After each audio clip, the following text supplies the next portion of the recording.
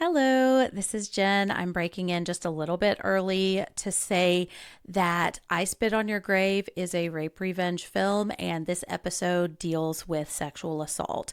We're going to keep the conversation relatively light, and we're not going to go into specifics, but I just wanted to let you know so that you can take care of yourself in whatever way you need to. This may not be the episode for you, and we completely understand. If that's the case, we'll see you back next week, and if not, I'll see you in just a minute.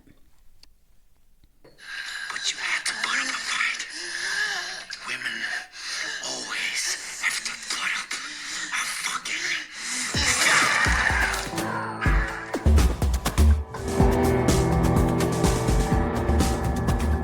Welcome to The Lady Killers, a Feminine Rage podcast. Hello, and welcome to The Lady Killers, a Feminine Rage podcast. I'm your host, Jennifer's Body Adams, and I normally have a quippy little intro for all of our movies where I say something in the film that I'm currently doing. You know, maybe I'm going out to a lakeside cottage or canoeing. This film feels a little weird to do that with, though, so... I even struggled to come up with a nickname. I was like, oh, I don't know. None of the lines are good. I know. So, yeah, we're just gonna go for it. Today, we are watching Meir Zarchi's I Spit on Your Grave. Woo! I think I said that right. Is it Zarchi or Zarchi? I'm not... You know, I was hoping to rely on you for that, to be honest with you. And I just found out it was his birthday 2 days ago. So we're recording. So happy birthday to him. Happy birthday, Meir. We hope our gift is saying your name correctly. Yes. But I'm not alone. I'm joined by a fabulous panel of lady killer experts, including a very special guest. You just heard her voice. She's the editor-in-chief of Dread Central, co-host of the Scarred for Life podcast, and the director of Bystanders. Beth McAndrews, welcome to the pod. Hello. Wow, that's what a great resume. I know. God. Seriously, so impressive. Thanks. Well, Beth, say hello and tell us, who is your horror movie namesake? Hi, I'm Mary Beth. There are not a lot of Mary Beths in horror, but there is one incredible Mary Beth, and it is the Mary Beth from The Faculty, our incredible alien sweetie baby pie, who tricks everyone by being the cute girl next door and is actually the queen of all aliens. So there's not a lot of us, but I do love that I have that one. So yes. If you're gonna have one, that's a good one. Right? Exactly. I love it. Hell yeah. Exactly. I'll take it. Yeah. I mean, take it. Faculty, one of the greatest movies of all time, I'll say. You know, and also Josh Hartnett thinks I'm hot. Oh my God. That's all I really want in my life. Exactly. I love him That's so all much. anyone wants. The short t-shirt, long sleeve t-shirt it's incredible. The floppy hair, just all of it. Yeah. Floppy haired menace, some might say, because he would definitely wreck my life. Who doesn't love a floppy haired drug dealer? Exactly. You know what I mean? Well, Sammy, say hello and tell us, who's your horror movie namesake? This is Sammy, one of your handsome lady killer smiles, Kuykendall, which was I had to, when I saw lady killers in a line of dialogue in this, I was like, all right, I guess I got to use it, even though I hate the character. And I'm just now realizing how many Jennifers we've covered. You truly were born to talk about horror movies, given the name Jen. We have covered so many Jens over the last couple of years. And it wasn't until you asked this that I was like, man, yeah, I guess we do have a lot of Jennifers. Yeah. But there are few and far between Sammys of the horror genre, or really the film universe. The only one I can think of is Catherine Newton's character in Abigail recently. Spells it with a Y, but still. And we've got a few Sams, like Sam Carpenter in Scream 5 and 6. Okay. And while I don't really consider it a horror movie, it's in the genre, film genre, I guess. But Donnie Darko's sister is named Samantha, and she even gets a sequel called S. Darko that isn't great, but I loved it just because it was my name in the title, and that's all that mattered to me. Nice. And you you have Sam from Trick or Treat also. That's true. And if we're doing TV, I've got Sam Winchester from Supernatural. So I'll take that, And if we're going out of horror, like Samwise Gamgee, one of the best Sams of all time. True. So it's a tough name to live up to, but Sammys are fewer and far between. That's true. Well, and okay, so the reason I asked this question is it's very self-serving, because my horror movie namesake, there are quite a few that I really love, but I think they all kind of stem stem back to this one, which is Jennifer Hills in this movie. I fucking love her. I love that her name is Jennifer, because growing up, there were so many Jennifers that I couldn't even go by Jennifer M, because there was another Jennifer M in my class. Wow. Like, so many. When I started teaching, there were like 5 Jennifers on the faculty already, and this was a faculty of like 25, you know? No Mary Beths in this faculty. But what's funny is, like, our friend Jen Colburn now says it's a dead name. Like, nobody names their kids Jennifer anymore. I think because they all grew up with a billion Jennifers. And in 13 years of teaching, I never had one student named Jennifer. So I always kind of embrace them when I see them in movies. And I think you're right. Like, Jennifer has kind of become a lady killer name in horror. And I think a lot of it is because of this movie, because this Jennifer is so incredible. So really and the excited. whole song, you know, like all of it is just like it's transcended, you know. True. Well, and you added the extra N too, so oh that yes, makes it yours. It's always 2 N's for me. I'm not. I think Jennifer Hill spells hers with 2 N's. I would have to check, but for me, it's always 2 N's. And I would be remiss if I didn't mention Jennifer Check, because she's. I think she was amazing. Very inspired by this character too. I think so. And then Jen from Revenge, also inspired by this character. Yeah. So they're all over the place. She's Jen with 1 N, but I'll allow it because we'll allow she's it. incredible. Yeah.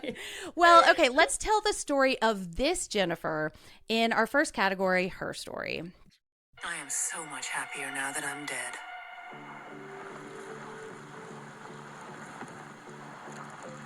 Technically missing. Soon to be presumed dead. Gone. And my lazy, lying, cheating, oblivious husband will go to prison for my murder. And this is a section where we tell the story of the film. Spoilers abound, so listen to your own risk. Jennifer is an author preparing to write her first novel. Though she lives in the city, she's rented a house on a rural lake where she will hopefully be able to focus. I just was like, all right, maybe if I rented a house, maybe I could write all my shit and get it done. But, you know. Maybe if you didn't tell people where you were going, 'cause that's our first thing. This glamorous woman makes waves in town, and the bespectacled Matthew delivers her groceries, then tells a gaggle of yokel locals that he saw her breasts. Yokels Stan and Andy start stalking Jennifer on the river with their speedboat. She does what she can to avoid them, but they seem to go out of their way to terrorize her. On another day, she's canoeing when they speedboat up once again and tow her canoe downriver. Stan and Andy drag her to shore. Just a content warning right now. We're about to talk about sexual assault. So if you're listening and you didn't know that based on the movie that we're talking about, just prepare yourself. But we're going to be delicate and sensitive. So Stan and Andy drag her to shore where Matthew and Johnny wait. The men pull her out of the boat and rip off her clothes. The plan is for Matthew to lose his virginity, but he's too afraid to rape her. Johnny's not, though, and assaults her while the other men hold her down. They leave Jennifer laying in the grass, and she stumbles back to her house. But they're there when she arrives and rape her once again. This time it's Andy, and he is particularly brutal. And I think this is meant to be an anal rape, although... Yeah, they had to cut most of it out because that was like how they got past the censors, Really? I guess. Yeah, or like any allusions to it. So you could like, obviously we kind of put 2 and 2 together, but I think it was more explicit in the original version. Ooh. Yeah. They leave again, dragging her canoe away, and Jennifer retreats into the house. She believes she's finally escaped when they appear once again. Matthew finally succumbs to their pressure and rapes her, but he can't come. So Stan approaches, orally raping her and penetrating her with a bottle, while the others mock and rip up her manuscript. When she tries to fight back, they brutally beat her. Outside, Johnny orders Matthew to go back inside and murder Jennifer, but he's once again too afraid to follow through. He leaves, and Jennifer finally has a chance to recover. 2 weeks later, she enters a church and asks God for forgiveness while vowing to kill the 4 men. Jennifer orders groceries from Matthew, but when he arrives, she seduces him under a tree. They have sex on the side of the river while Jennifer stealthily places a noose around his neck. She hangs him from the tree and dumps his body and bike in the river. And I just like that she kicked the bike in there too. I just like that she's wearing that white gown. Like she looks like an angel of death. Yes. You know, like it's the woman in white that always like, it's just, there was something really like effective about She's that coming for for me. you. Yeah. Mm-hmm. Next, Jennifer finds Johnny at the gas station. She points a gun at him, but he accuses her of essentially causing her own assault, and she seems to relent. But not so fast. She lures him into a hot bath where she cuts his dick off. and locks the door, putting on a record while he bleeds to death. And you hate to see it, you know? Yeah. What really. a bummer. What a loss. What a Yeah, I loss. know. just Couldn't so- have happened to a What worse a gas loss. station Yeah. man. Man, father of the year. Oh my God. Stan and Andy have started to suspect that something's up and track Jennifer down with their speedboat. But she overtakes Stan in the boat and starts speeding around him in the river. Yeah, bitch. Sorry. I know. It's so good. It It's really so good. is. I know. And It's I like, read that the actor was like really nervous about it, like the whole time before they filmed the scene. He's like, "Are you sure you're prepared enough? Are you sure you're prepared enough?" And there was something about it, like that I was like, "Yeah, like make him scared. He should be scared, even though he didn't really do it." I know. Like, scare him. Yeah, I totally equate the actors with these awful men. And I'm it's like, probably yeah, why get they 'em. haven't done anything. Like they didn't really have they don't even have pictures on IMDb. I Like I know. think that it was probably a wee bit hard to get roles after this. I imagine, yeah. When Andy tries to help, Jennifer kills him with his own axe before killing Stan with the motor. And then she speedboats off into the sunset. And it's amazing. Ooh. Ooh, so that is I Spit on Your Grave. Mary Beth, what's your story with I Spit on Your Grave and your relationship with rape revenge films in general? So this was like a sleepover movie that I watched with my friends Oh, wow. in high school or college, I think. Wow. You think it was one of those like notorious, like we've got to see this one kind Yeah. of things? So I had this really good friend, like we watched like Peeping Tom at sleepovers and stuff. Like whenever she came over, I was like pirating. I'm so sorry. I was a child. I didn't know how else to find things. So I watched them illegally on the internet Yeah. illegally. LimeWire broke many a computer for me, so I get it. But we were always like, I also showed her Antichrist. Like we Oh, were like, wow. like ordering the Netflix DVD. Like we were watching I love that. like we were just like two girls watching weird shit. So I watched it and I fell asleep. My friend was like, "How the fuck did you fall asleep during that?" I was like, "I was tired. I was bored." Right. It was just like one of those things where I was like, I was bored, which is terrible, but like I was younger. Yeah.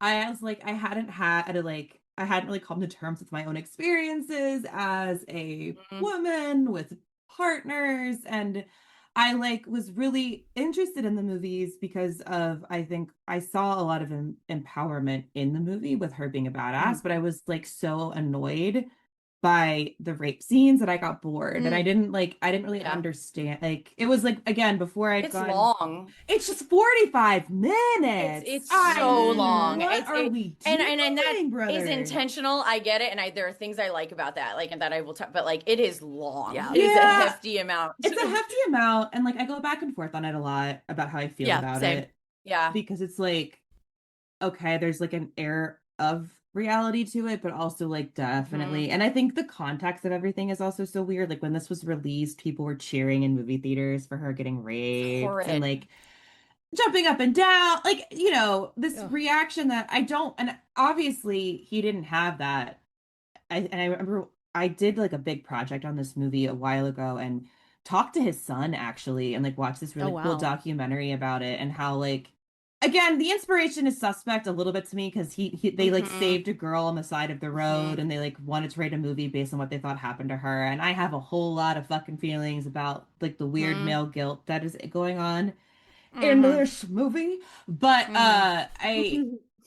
there's a reason why it's so famous and like it's brutal for a reason and it's really hard to watch, and I go back and forth on how I feel about it a lot of the time, but regardless of how like I feel in terms of personally liking it, it's such a crucial movie for a lot of reasons, especially in shaping what revenge movies look like now, which I think have decided to flip it on its head and are like the movies we're seeing now. And I would like to kind of count my little rape revenge movie in there is kind of inverting the expectations that Zarchi lays down here.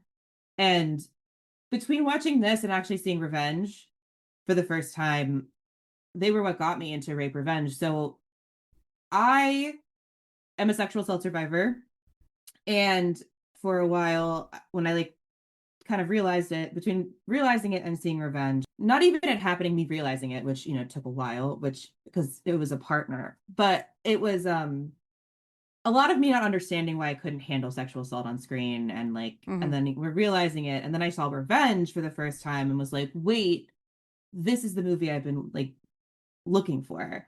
And so it kind of like relaunched a lot of things, like my writing career. And I went to grad school and wrote my master's thesis on women directed rape revenge movies, specifically about revenge. And like, it's been kind of like my thing, because I think films like I Spit on Your Grave are important, but then also what they've inspired since have really like changed how people perceive survivors and how we think about it. And like, we still live in like, I know, garbage fire world, but there's at least a little bit more awareness and a little bit more stuff happening with that subject in the genre slash. So yeah, that's like a very long-winded, sorry, story. But no, we love long-winded. Yes, are you kidding me? We are long-winded. But yeah, I just have like a very special relationship with this movie, and that sounds so fucking crazy to say about a movie like this. No, but, like I really do. No, it's like you're in the right company. I was like, all of us horror fans, especially like femme horror fans, like, no, the most fucked up movie is in fact my entire identity, and it's like this is why we all are drawn to one another. Absolutely. Yes. And that's part of what I want to talk about when talking about this movie is like how because I almost don't engage with the movie as itself. I engage with it through my own lens of experience. And it becomes, and it's been different things to me at different points in my life too. So. Well, I think it can mean different things based on, like, if I had watched this, I think before I had, gone through my own experience with it, I think I might, look at it a little differently than I do because I have gone through something. So it's like one of those things where it's like you watch it. I always say it's like AD and BC for a woman, like when you've gone through something like that. There's a version of me before, and then there's that version of me after. And the version of me before and the version of me after would have taken different, I think, opinions and drawn different things from that the experience of watching this based on which version of me watched it, if that makes sense. Oh, yeah, absolutely. Well, and this was a first watch for you, right, Sammy? It was. And I think I've always kind of been afraid to like finally hunker down and watch it, even having seen the remake. And it's been a long time since I've seen the remake. So again, like when I watched the remake, that was, AD. That was a point in my life where something hadn't happened to me yet. But that's probably because I think the remake is nowhere near as visceral in terms of how real it feels. Like it's visceral in its violence, but not in like I feel like I'm right there with her sort of way. Like the men in the remake are more of like the Rob Zombie variety, if that makes sense. Like they're instantly gross and kind of over the top with their villainy. Whereas this one kind of showcases the men in a way that seems normal. Like they're just, somewhat normal guys with a family who own a business, and aside from the fact that they are men, they don't come off nearly as threatening, I think, at first. And that adds to the realness of like what she goes through because, sorry, but men who rape aren't like these larger than life scary men. Sometimes they're your neighbor. In my case, your partner, your, it could be your uncle or your gas station attendant. But I think that's how a rape scene depicted in a movie should make us feel, like that revulsion that we experience upon watching these sorts of movies should be there. And some, I think, in this genre don't want to make you, repulsed. I think we definitely have our fair share of exploitation films that I feel like glorify the violence a little bit. But I do feel like in this movie, making it feel really real was intentional. I agree with you, Mary Beth, about the director's intentions. But I do think given the era and things that he said, and they got married actually after this, which I didn't know until I read the trivia, Wait, yes, him and crazy. Jennifer Hills? Yeah. I'm sorry, yeah. Camille Keaton. Yeah. Yes. But they did get married after. So I think that says a lot to me. But I do think there's something really powerful about watching her do all the things that we're sort of taught not to do, to prevent sexual assault in order to like draw in her victims. Like everything that she does, telling him to get into the car or like having them come over, like these are all things that like someone would have told us, like, I told you so, or what were you doing? And instead she uses those things to kill them. And I love that. Like that feels like a part of her taking her autonomy back. But unfortunately we live in a world that teaches women, we should be yelling fire instead of help, when faced with a situation like this. So I think it's safe to say that we do need movies like this more now than ever, where like it is showcasing the brutality of the act instead of, you know, glossing over it or not showing it. Yeah. Which, I mean, I get not everyone wants to watch it, but I think if you're going to depict it, it should be really, really uncomfortable for the people watching it. It should not be a comfortable viewing experience. Right. I feel like if a rape revenge film is comfortable, then it's not doing its job. It's you know? there's a fetishism to it that I Right. feel maybe the director needs to go to therapy about. Well, and I think the first time I saw this, because I had kind of avoided it for a while too. And the first time I watched it, it was about pretty soon after I'd gotten married for the second time. And I just made Corey watch it with me one day. And I was like, this is what we're watching on Sunday morning. I don't know why. I was just in the mood for it. And I think at the time I was just, because I'm a survivor as well. It was, one of them was my first husband. And then there were some other stories. But like, I wasn't really engaging with that. I think I was really keeping myself at a distance. And I was like, I'm going to watch this because this is a horror movie that I should watch. And I think that's the way I approached it. And it wasn't, I think, until I saw Revenge that I started to really think critically about rape revenge movies. And Mary Beth, I saw that you had written about it, and I was like, I gotta check this movie out because it looks incredible. And it is. It's underrated, I feel like. really Until is. The Substance came out, no one, like, I had never even heard of it until you brought it up and we had to cover it. And I was like, damn, like, this should have gotten her fucking famous. Wait, Like, do sorry. you want to see my giant revenge tattoo really quick? Absolutely. I would love yes. to. You don't even have to ask.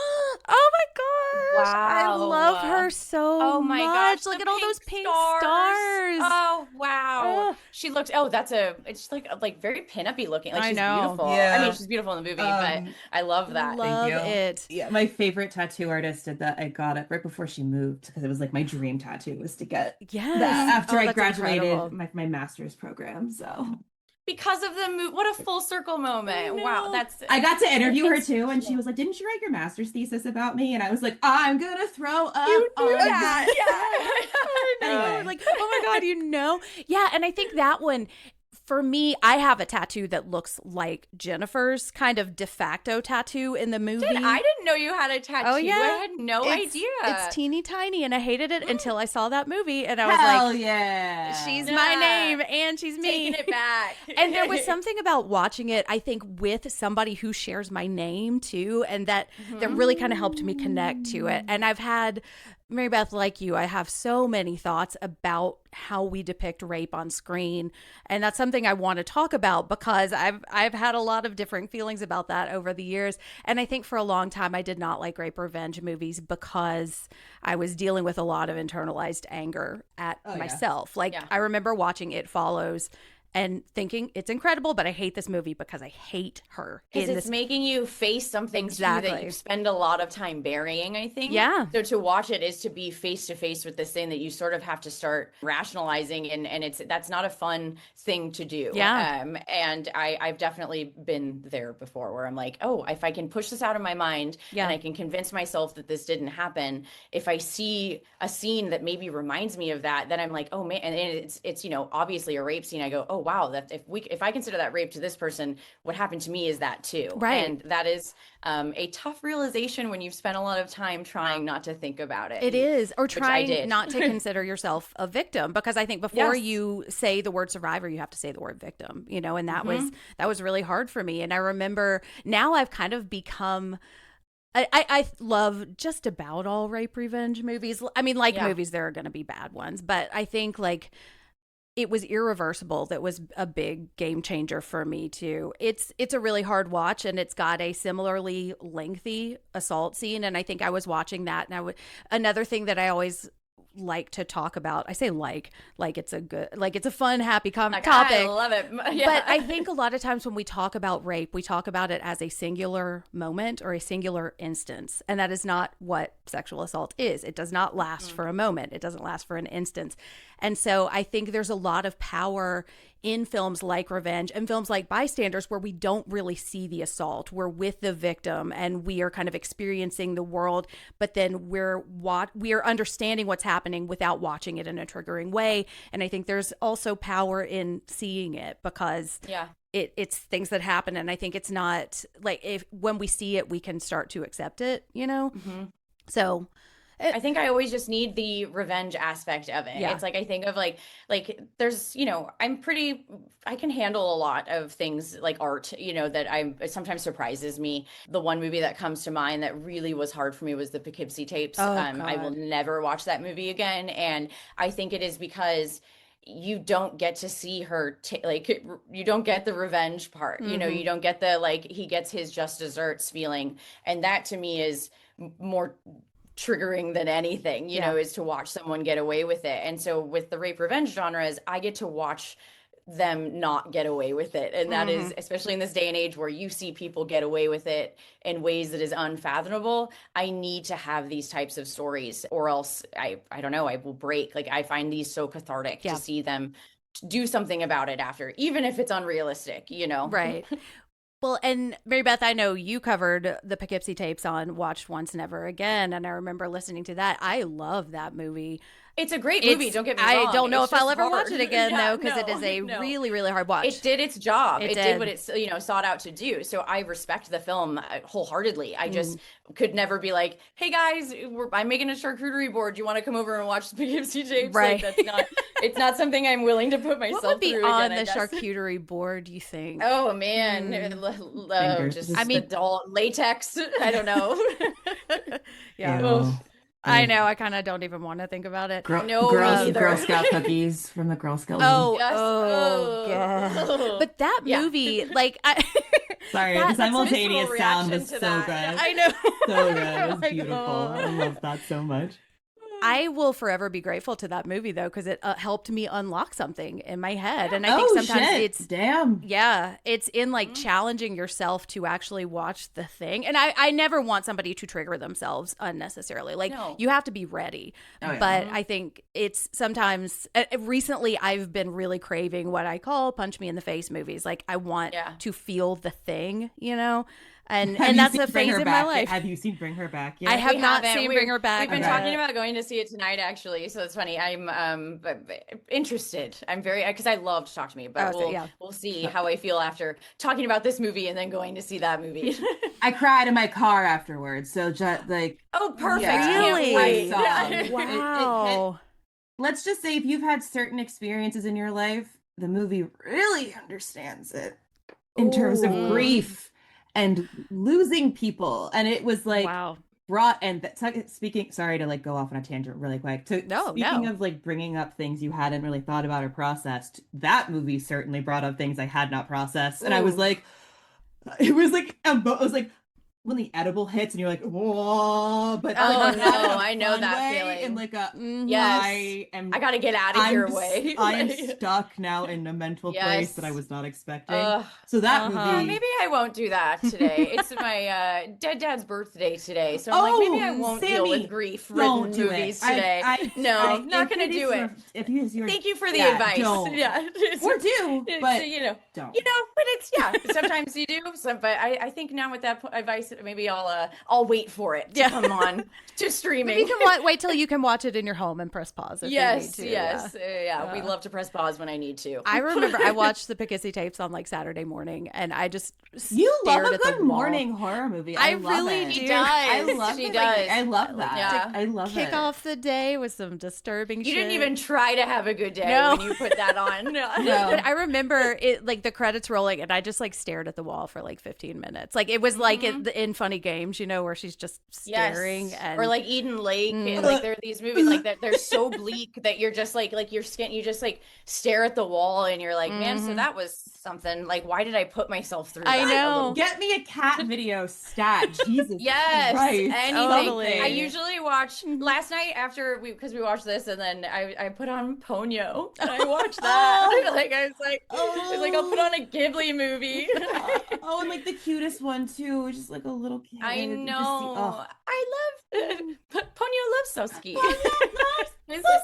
I was like, I need this. I need it. I need it. Yeah. Yeah, no, for fucking God, wow, that is a good way to Yes. follow that shit up. Good Lord. Yeah. Well, let's follow our discussion up with our next category. Oh yeah. Sorry. Oh yeah. Exactly. Let's talk about our amazing Jennifer in our next category. Who is she? I just wish we could all get along like we used to in middle school.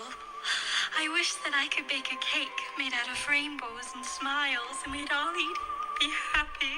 She doesn't even go here. Do you even go to this school?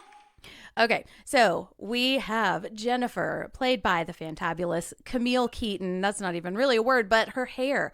I love her hair. It's beautiful. She's beautiful. She's so fucking pretty. Like, I remember It's watching like this. ethereal. She is. I'm like, how do they find Yeah. a real life, like, angelic fairy, Goddess. like, woman? Yeah.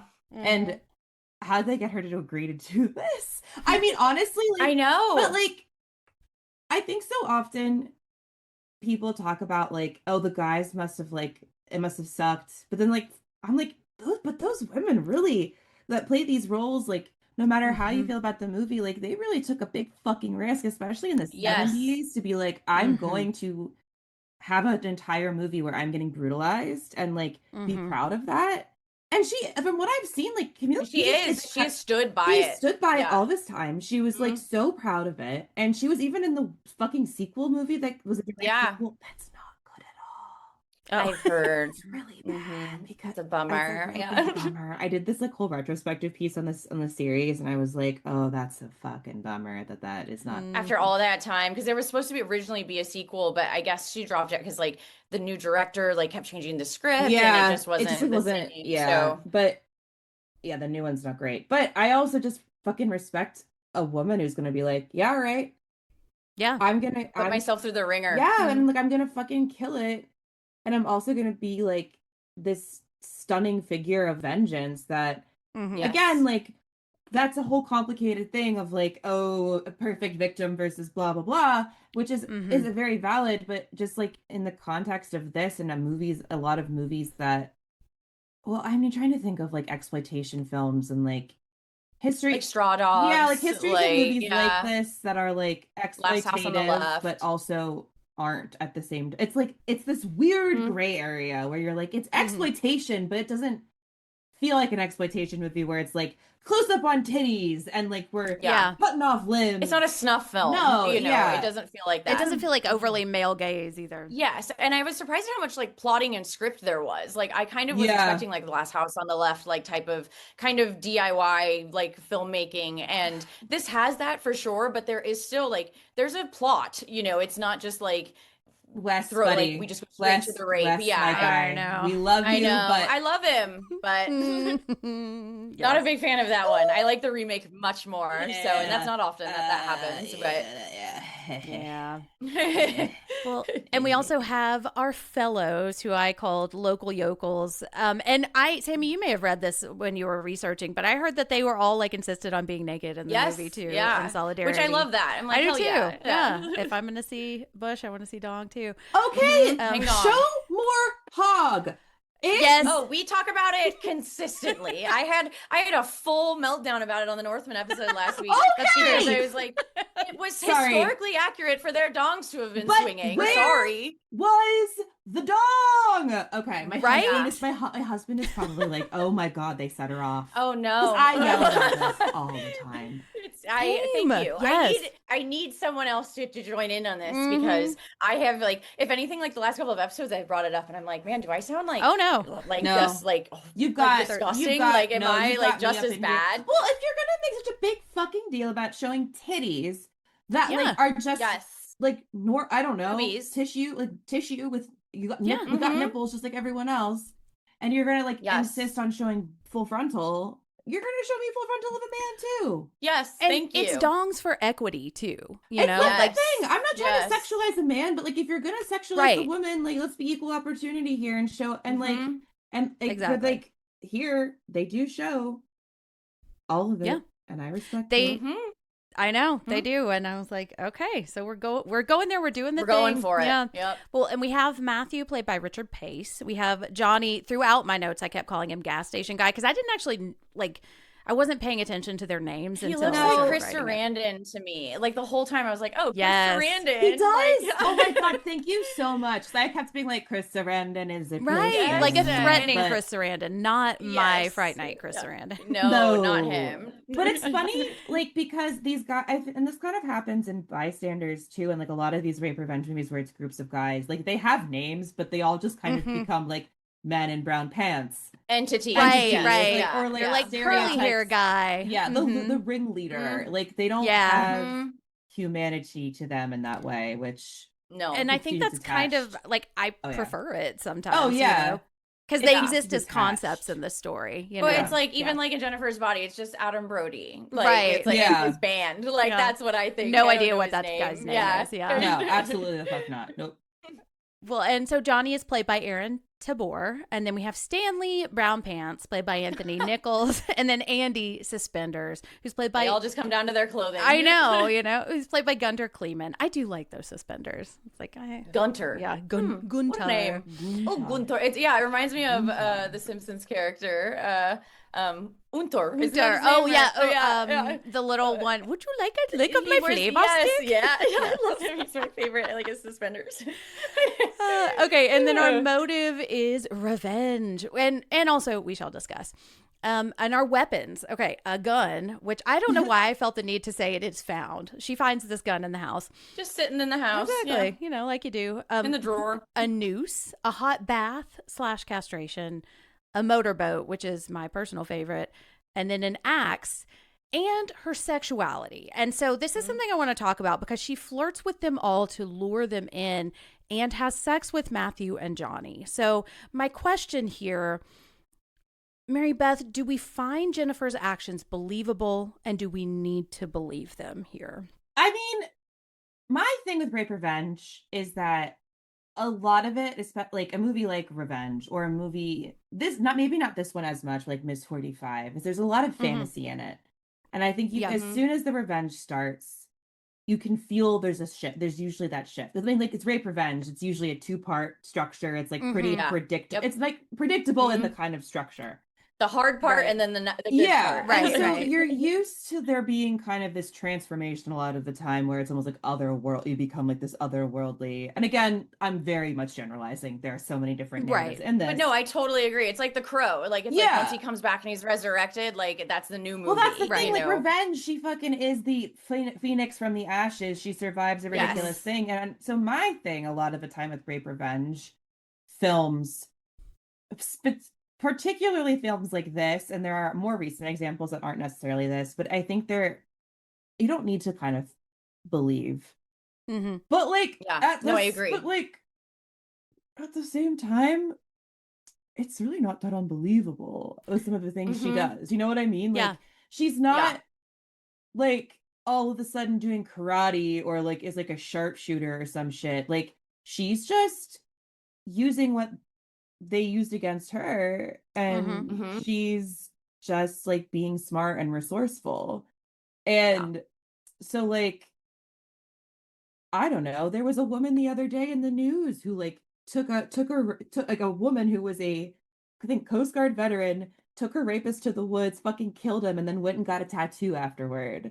Like, love that. like, hey, like not women in male dominated fields, man. Like, God. And I know it's not the exact same thing, but there's just is, I think, there's a fantasy element to it, but also here, there is also something where I'm like, I mean, I'd fucking buy it. You know what I like? Yeah. Yes. She's not all of a sudden like a fucking CIA operative. Like she's just she's just a girl with a good brain and a lot of anger. Yeah. Well, and I think I didn't really think about it, but all the weapons she uses comes from them essentially. I think it's really only the noose, I think. And it's only like 2 weeks after or something like that. Like it's not like, because usually I feel like it's like a long time in between. There's always like sometimes, some like training. You know? There's always like training. Yeah, exactly. She's got to go do the Rocky like thing. The We've got to show like she's like a John Wick character. Like it's the J-Lo thing. Oh my God, that movie like my mom had me enough. Yeah, I haven't watched a movie in forever, but my mom had me watch that movie, and I think it was like trying to be a lesson. But let me tell you, that fucking scared the shit out of me. I was like, men are terrifying. I'm sure. Like, men are awful. Yes. Holy fuck. That's probably the lesson she was trying to teach you. I mean, don't trust a man, and I'm like, yes ma'am. Maybe I should play it for my kids. Yeah. I know. I haven't seen it, but yeah. It's been a minute since I've like seen the remake, like I said, but if I'm remembering correctly, like the Jennifer in that version is like even more extreme as far as her traps go. Like it's almost like Saw Kevin traps. McAllister. It's like yes, kind of, it's like Home Alone traps. Well, it's fresh. That's why I think part of it it's got that torture porn vibe of that era where it's like Yes. everything is Mm-hmm. blue. And I know we talked about this a Yes. little bit earlier, but like everything is that blue color. And all of a sudden Mm-hmm. she's like a mastermind of like rigging up shotguns to like angle and like it just is one of those things where it's like, okay, like I get it. I enjoy this in theory, but like it takes away from what is really cool in the original and that she Yes. weaponizes, like we're saying, everything that they weaponized against her, Mm-hmm. including her sexuality. Mm-hmm. The fact that she fucks and kills while there's a man inside of her. I Uh-huh. know is like that It's is like, is intense as it can be, Yeah. you know, and like but like this one I did feel was more grounded, like if you can Mm-hmm. believe that. I feel like no, that sounds weird to but say, but it it is was though, like, Yeah. compared to a and I lot do of have to them. like I have to remind myself that like this is a movie, you know, in the real world, I'm unsure if she would have been able to accomplish what she set out to do as effortlessly as she does in this film. But like truthfully, like you said, like that doesn't really matter to me. Like the Mm-hmm. whole point of a rape revenge movie is that I get to see the revenge aspect, no matter how unrealistic it may or not be. Because at the end of the day, like the fact remains that the majority of men who rape women, they get away with it. And if I were in the same situation as Jennifer, knowing what I know about our criminal justice system, I would not be able to just like sit idly by and hope that the lawyers are going to save me, because chances Oh, are they're they're not. probably not to. Yeah. And if rape remains as easy to get away with as it is now, like films where women get even, via the court system will become just as unrealistic as Jennifer murdering her way to vengeance. And as I said, like I feel these types of movies are more cathartic, because there are movies, where the men get their just desserts through the criminal justice system. But like for the most part, like that almost seems more unrealistic to me than nowadays than like a woman going out and killing her rapist. Yeah. And I think, I don't know, maybe you would think that they would learn like the law isn't enough, so maybe getting killed is enough. Yeah. Well, and to, I mean, to learn.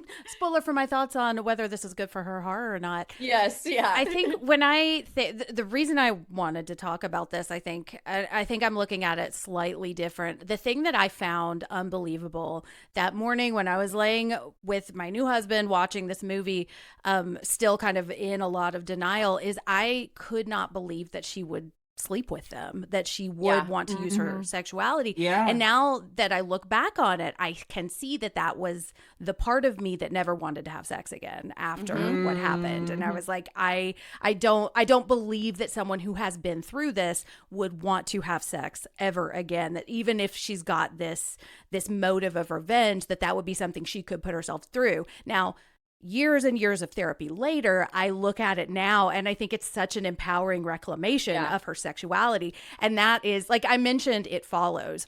And I think like, oh God, it always makes me like tear up when I talk about that movie, because I now look at it and I think it's just so empowering how she allows herself to be vulnerable. And I think that's kind of what this is. It just feels like they have not killed the sexual part of her by what they've done. And so I just love that. I love that you mentioned that, because like I was the opposite in that, like I struggled because I still felt like a sexual being after, and I felt like that meant something was wrong, or that meant that maybe what I went through wasn't as traumatic as I thought it was. And I struggled with feeling like, am I not supposed to want to have sex after something like this? And I don't think there is a right or wrong answer, and I think we are taught as women that there is a wrong answer. And if you can go back to having sex with like anyone, with anyone, it doesn't have to be the person that did it, because obviously that was not going to happen. But I I still, with my new partner, I still wanted to. And I think that we're taught, if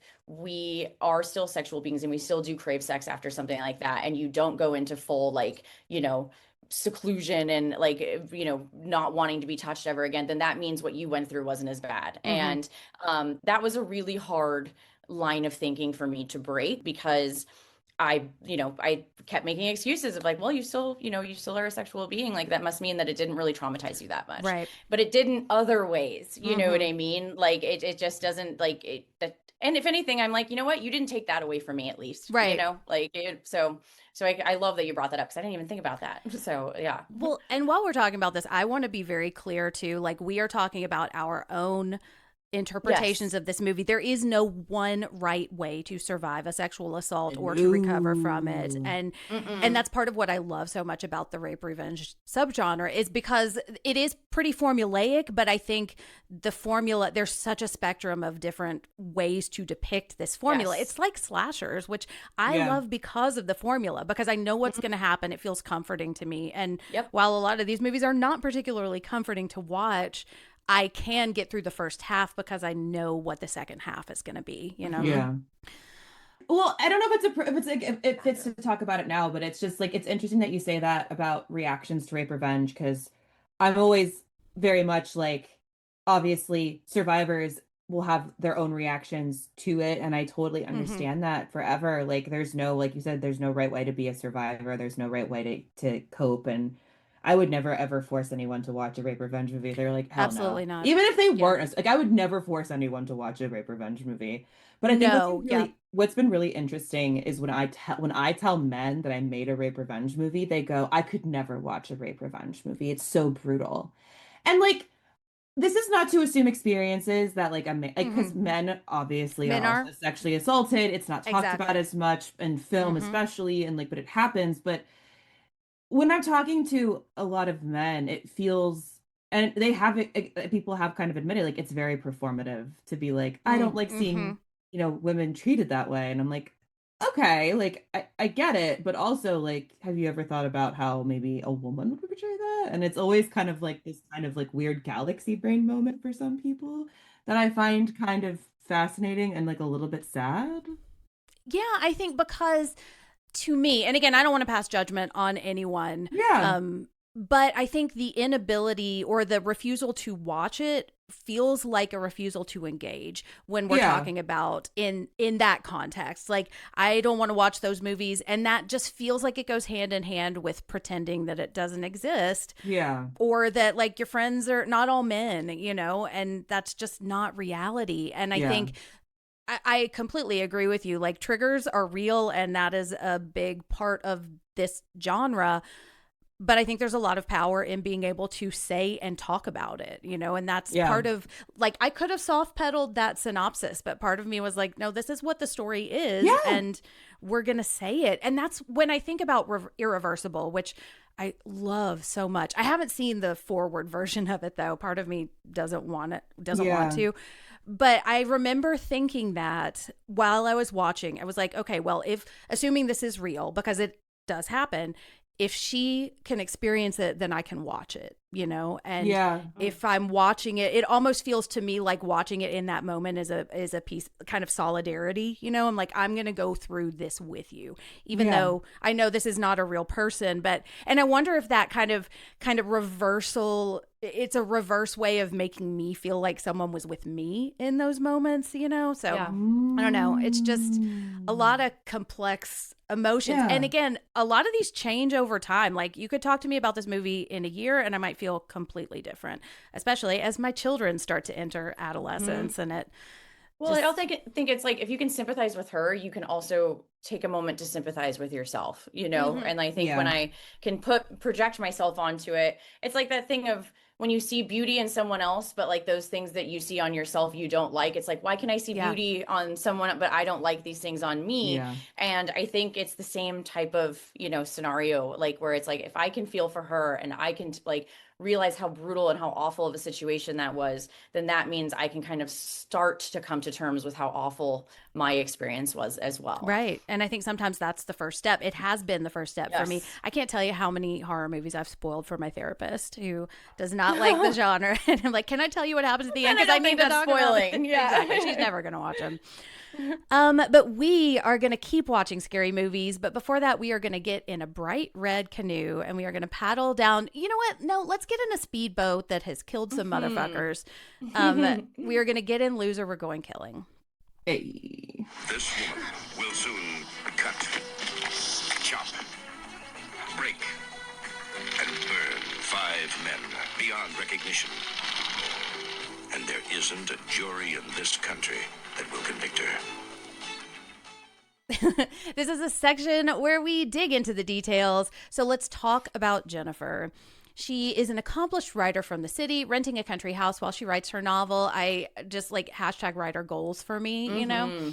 It's funny how I feel like that's always the plot. Like it's like Right. there's like a couple of them where it's like I'm a writer and I'm just going to like have a retreat. Well- and like, wow, I guess we've kind of rinsed and repeated that one a few times. And I think part of that is like, I'm just going to live my life and try to just do my thing in peace, and you won't leave me alone. Gas Station Creep says, Johnny, this is before I looked up his name. You coax a man into doing this to you. I'm cutting out some of what he says. You expose your sexy legs, walking back and forth real slow, making sure I see them. And then he says, you're lying in the canoe in your bikini, just waiting. So I feel like we are going back to not the origin of sexual assault, but this feels like the origin of the way we talk about this in a narrative way. Why do we think they target Jennifer? I think there are layers to this question, you know, because historically speaking, a woman could do everything right in the eyes of the society that has warned her to be wary of men, and she still could have been raped. You know, she could have been dressed in a muumuu for all I know, and still could have been raped. And I've learned as I've gotten older that these warnings and tips and hacks, or whatever you want to call them, that they tell us how to stay safe, they don't really matter. Like, they do not matter, because if that man wants to rape you, he's going to rape you. It doesn't matter if you're dressed to the nines or not at all. Yeah. And I think with that realization for me came a profound sense of sadness, you know, this inescapable fear everywhere I went and whatever I was wearing. And by setting these rules up for us, instead of dealing with the problem at hand, we're not only perpetuating the idea that rape is just sort of is what it is, we're also putting the blame on women, on us. You know, it's like, it's reversal. It feels like an oxymoron to me. Like, why should it be my responsibility to make sure I'm not vulnerable? Why isn't the narrative like, what can we do to stop this from happening, not teach women how to avoid it? Because like, the more we come up with these reasons why a certain person who is targeted for a crime like this, the more blame we put on them. And she should, you know, be able to nonchalantly mention where she's staying. She should be able to stay there alone. She should be able to lie out in a swimsuit. But shoulds, in the eyes of our patriarchal society, like, they're not reality. And in order to cope in this reality, we've come up with what we think are these foolproof plans to ensure that we stay safe. And things like, well, what was she wearing, are much easier, I think, for us as a society to digest than the idea that it doesn't really matter what you were wearing. And sometimes men just do bad things even unprovoked. And I think that was a bit of a gut punch for me to realize while I was watching this, is like, it doesn't matter what she was wearing. It doesn't matter like if where that she said where she was staying, like those things, she should be able to do that in this world. But we just unfortunately don't live in that society. And I fear that we will never get out of that, because we are continuing to teach girls how to avoid it instead of boys not to do it. Yeah. Yeah. I was just thinking about how, like, a couple weeks ago, I was in sweatpants and like a tank top at the grocery store, no makeup, my glasses on, hair nasty, and a man followed me, and I was my husband, and I started crying. I started crying because I was like, I'd never been so scared. He was like whispering in my ear and shit, and I was like, Oh, no. I'm at a grocery store. My husband's down the other aisle, and They're ballsy. It's fucking ballsy, and this isn't about like getting your rocks off. This is about power and like showing off. Yes. Yeah, it doesn't matter. Like, if anything, it's when I'm looking my fucking worst that I get these types of things. Like, we were at the mall several months ago, and I was up on one floor and Mike was on another, and I was looking around, and this guy, like, every floor I went to, and I was in the women's section, kept being like, he kept I could watch it and I felt it. And like, a part of me felt bad for, you know, assuming that, you know, I was like, man, that's not nice, like, for me to do. But I also was look like, at us being socialized to feel bad for being guilty. Like, yeah, I know. Exactly. And that's fucking wrong. creep. And it's like, we are just meant to feel so guilty for existing all the time, and that like we cannot How often I apologize for like people hurting my feelings. Like, oh, you hurt my feelings, I'm sorry. Sorry like, for tempting you with my nuts. goddamn hairy armpits and my greasy bangs, you fuck. Sorry. If anything, I'm like, I've got a face full of zits, haven't brushed my teeth, you know, like I smell, and like I still like, never when I'm like, do you dress really nice? It's weird. No. There's a weird dichotomy to that. It's just like it's always a power thing, and like it's always this like, you know, she insults them by not accepting advances, and because I guess they've never seen a woman before, and just like or that their wives haven't worn a skirt. Well, it's, of course, we talk about it a lot, but it's the whore Madonna complex too, of Yep. like, because the wife is like, he doesn't get that type of treatment, but because she is a single woman with no kids, a city gal, they see her differently. She's in a different category to them, even though women should just be all across the board in the same category, regardless of their marriage or their relationship status. Yeah. Like, it's Yeah. You shouldn't need a man to validate you with safety, No. you know?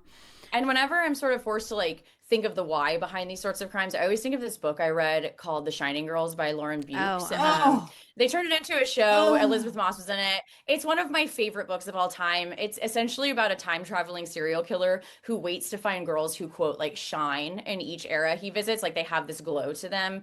And it's usually women who are like, have bright futures ahead of them, are successful in their endeavors, or basically just a woman who is like on the way of like making a name for herself. And more recently, I watched the 90s thriller Kiss the Girls for the first time. Wow. And that also reminded me of the story. It's essentially just men who can't handle seeing a woman who is confident and perhaps maybe even more successful than them.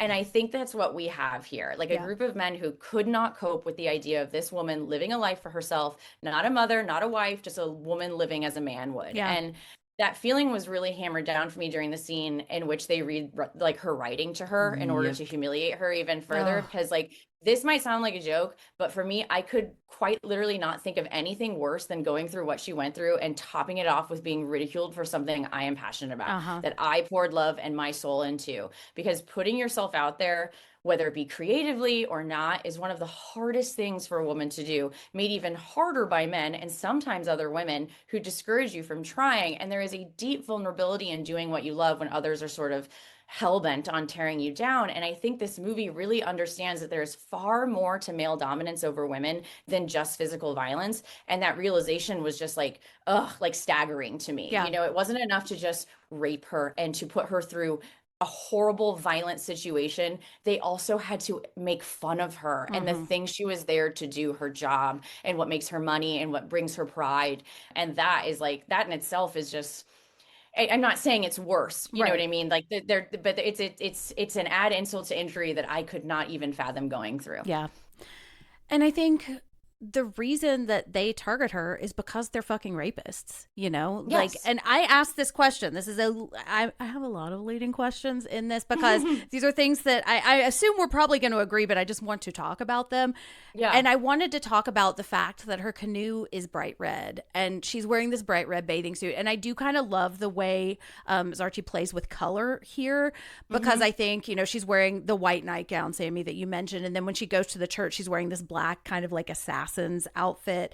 And I think I love digging into that, but none of it matters. None of it is a reason to attack someone or a reason to, humiliate them in this way. Because the thing is, they fucking did it because they're assholes. They're rapists. And she's going about her life and not worrying about them. She doesn't give a fuck about what they do. And they can't stand that. They can't stand that her life does not revolve around them. And so they're going to try to dominate her and make her life revolve around them. It's fun because being a woman is you learn to ignore them, but then you ignore them and then they kill you for it. Isn't Exactly. It makes them angrier. There's just like, no it's winning because if you pay attention to them, they'll kill you. If you don't It's pay like attention to them, dealing with a narcissist is like, the less and that you give them, the angrier that they get. Right. And men historically like have a fair share of narcissism amongst them. just Sorry. a little. Yeah. But it's funny that you mentioned the bikini too, because there's like a scene where it's floating in the water and it almost looks like a uterus kind of like I like it's like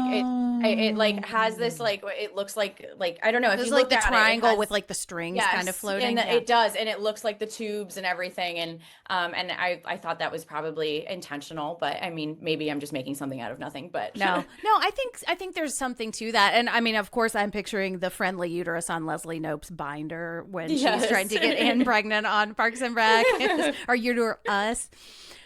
Okay, well, that was a fun episode. Let's talk about a not fun part of this movie. And Mary Beth, I'm particularly interested in your thoughts on this because your movie Bystanders, I already kind of mentioned it, and I don't want to spoil anything, but you have directed a rape scene. And so there are 3/4 actual assaults in this movie. We kind of mentioned earlier, it's a hefty chunk of the film. Like, you cannot watch this movie and look away, or else you're just not watching the movie anymore. And, I described him I don't want to describe him again, but Mary Beth, what do you think about the fact that we see all of these scenes in their entirety? Like, we're not cutting away. Do we find these scenes exploitative, reductive, or empowering? Yeah, it's a question I go back and forth on with this movie quite a bit. Mm-hmm. Because like you said in Bystanders, we chose not to show it. And that is not necessarily a comment on how, and we talked about this a little bit, like I think that there is power in showing it. I also think there's power in, like you've mentioned this, in not showing it, but also like confronting it. And I think the problem I have with this one is it just goes on for so long. And like I understand the showing this brutality, and like I absolutely, like, especially like the first one, the woods is the first one. And that one is just grass. like on a ground, like on a rock, and it's just this whole thing. And then you go back to the house, and like that surprised me, honestly. Like, I thought it was over, and, like, and I was like, no, more. The Like, problem with that feels to me like they're trying to surprise you. You know what I mean? Like that is where I get to the point where I'm like, all right, now we're just like, now we're raping her with a bottle and shoving a cock in her mouth, and like I'm saying this like in a kind of vulgar way because it is so vulgar. You know what I mean? Yes. Like, I'm not trying to like make fun of it, but like it is like so vulgar in what they're doing. And I think to a point that vulgarity is important, but I think it then becomes a little bit of not necessarily a male fantasy, but of like almost, again, I thought I mentioned this earlier, of like male guilt and being like, well, but look how bad the men are. And like, this is 78. Like, I know that we are in a very different era of like gender discussions and idealism, and like this is a rape revenge movie made for $80,000. I'm not gonna say it's gonna have the most like incredible politics of all time, but I think that there comes a point, especially when they go back to the house, that it's like, it feels gratuitous at that point. I agree. Like, you've hammered the point down. But and it's just like, it's a little bit. Like, I fell asleep when and not that rape is, it's just one of those things where I'm like, okay, it feels redundant, and like you're just doing this to like say like, oh, we had a long rape scene, is kind of how I feel about it.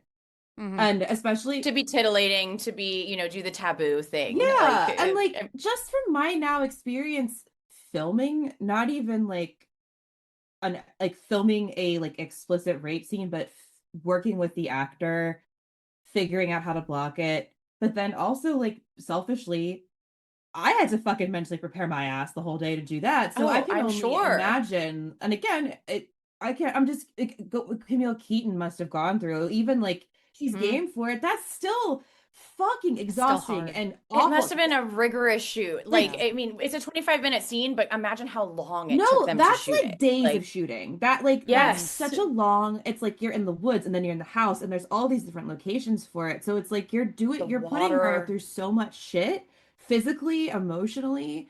And like, that's a whole other discussion. Like, she obviously consented, but at what point, it's like, there's this really weird dynamic when you're a director of like, you're asking your employee, essentially. Like, I know it's weird to talk about it like that, but like you're an actor's boss.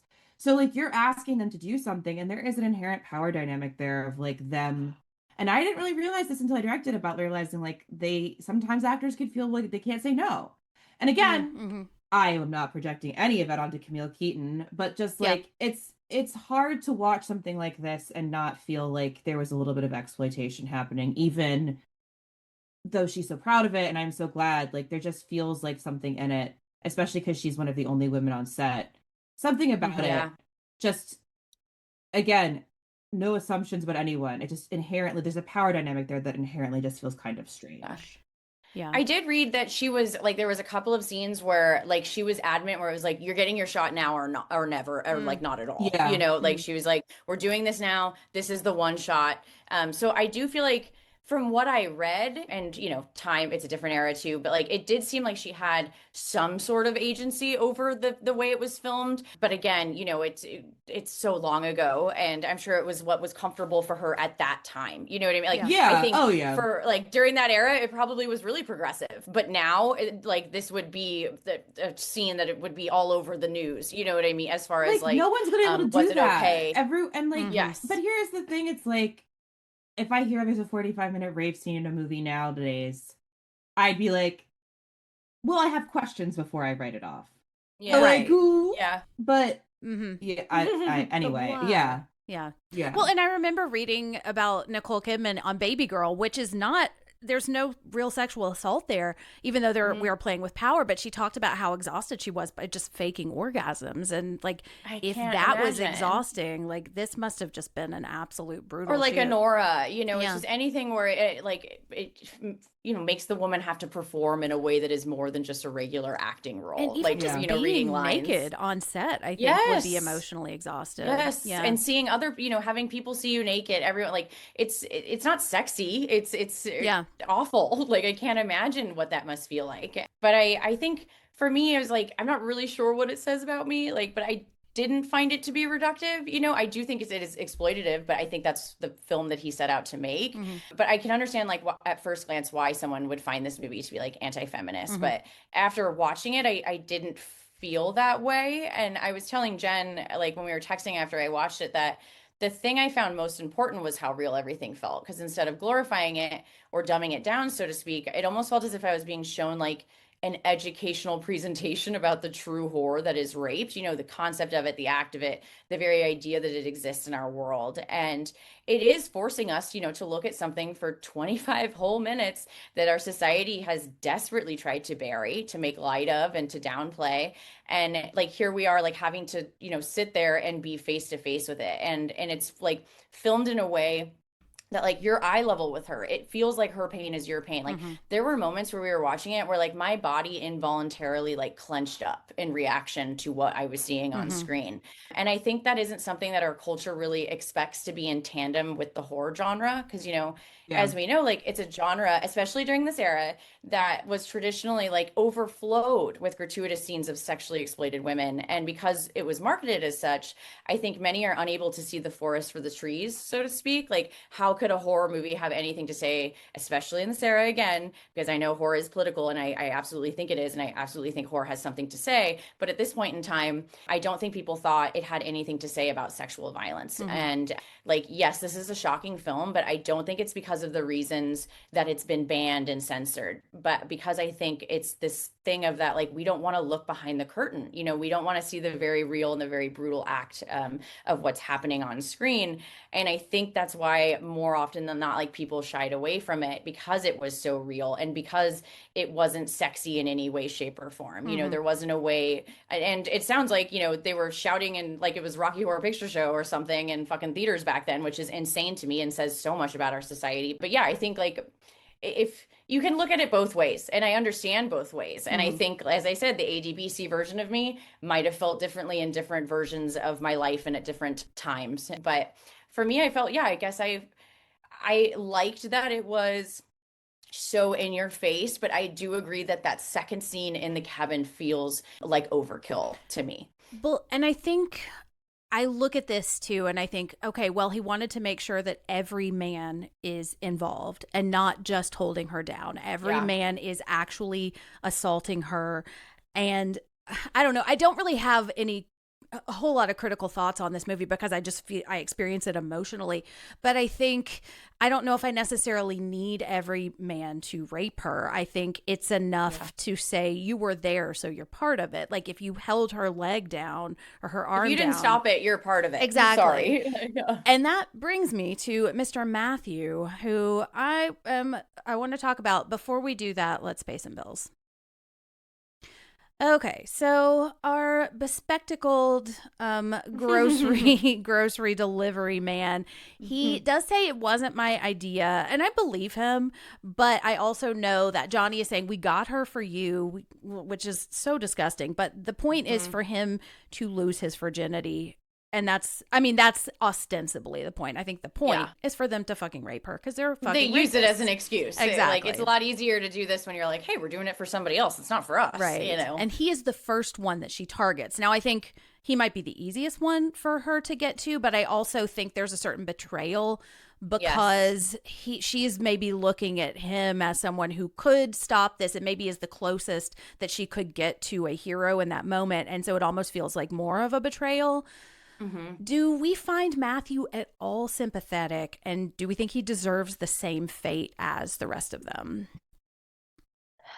This is such a loaded question because I have to remember that, you know, I'm not a mental health professional. I'm not a doctor. So I can't speak, you know, on the level of disability that, you know, that this character might have that they're trying to show us. But as a viewer and as someone who has met and has mentally disabled people in my family, I know that not one of them would engage in an act as heinous as this, but they also were raised in loving families where they, you know, weren't left with a random group of adult men to bully them into submission. But having said that, you know, we know that there was a part of his brain that was telling him that this was wrong, you know, and we see him struggle to like not only perform, but to go through with killing her. And he has some sort of grasp of right and wrong. So to me, I think this becomes more of a case of peer pressure than having anything to do with his disability.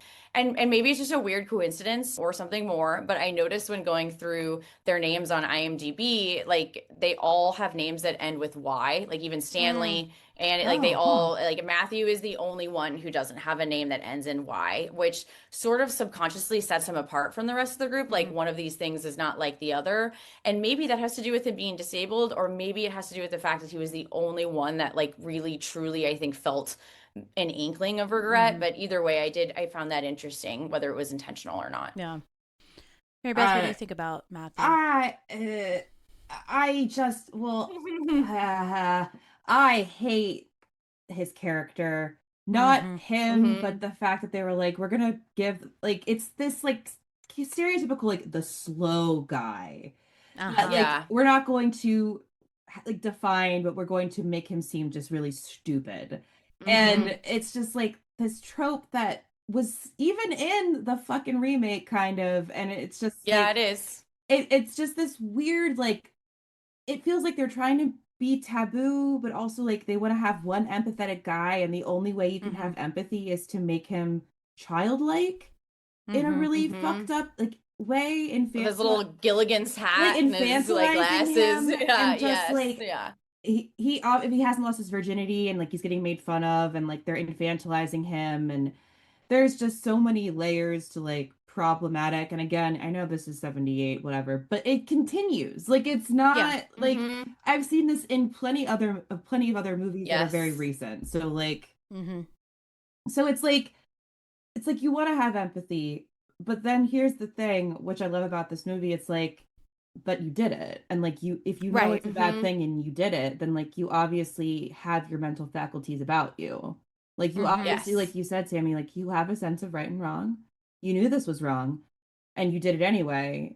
And like, yeah, the guys are scary, but like, I'm sorry. This crime should be scarier. Yeah, I'm sorry, like, than the man. Like, not to get like fucked up and weird here, but like there was someone complicit with my sexual assault and he didn't do anything, and like like was part of it, even though like he didn't assault me, and like he didn't do anything about it once and then did something about it again. And it was just like this whole thing where like I don't find you sympathetic because like you knew what was wrong and you did it anyway because you just like didn't know how to tell your homie no.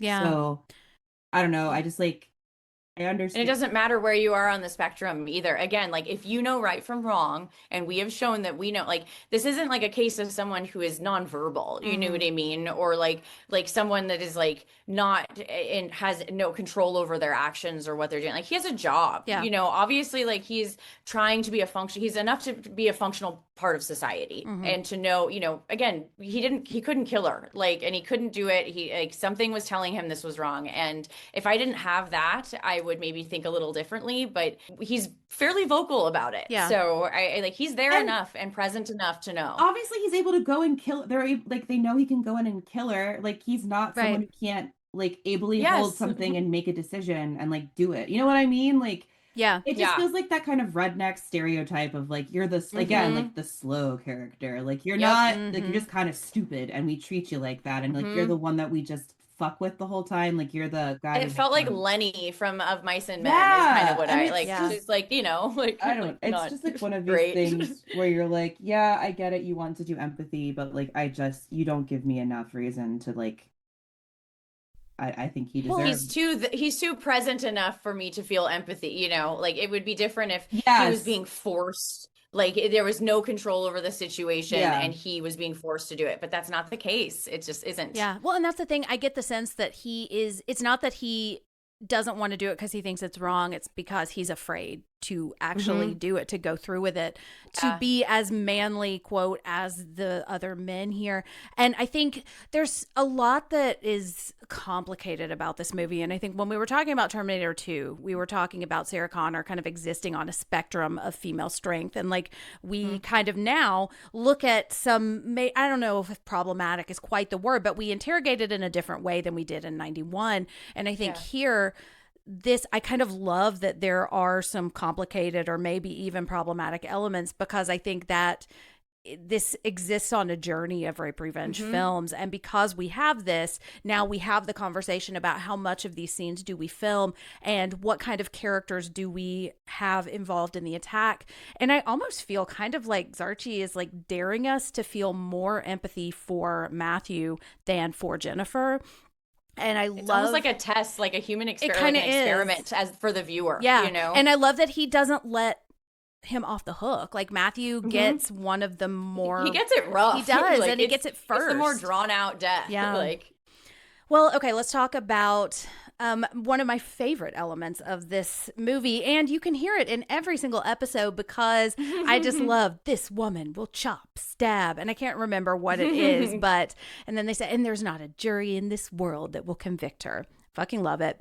Demi Moore on the cover. Exactly. Oh, I know, yes. that beautiful booty. I know it's terrible to say. It's so nice. It's so terrible to say that on the cover of beautiful. that fucking movie, but it is just a very good. As a kid going through Blockbuster and seeing that, I was just like, oh, damn. Like, whoever that is, she's got beautiful cheeks, man. Well, and the tagline of this says, after it was all over, she waited. Then she struck back in a way only a woman can.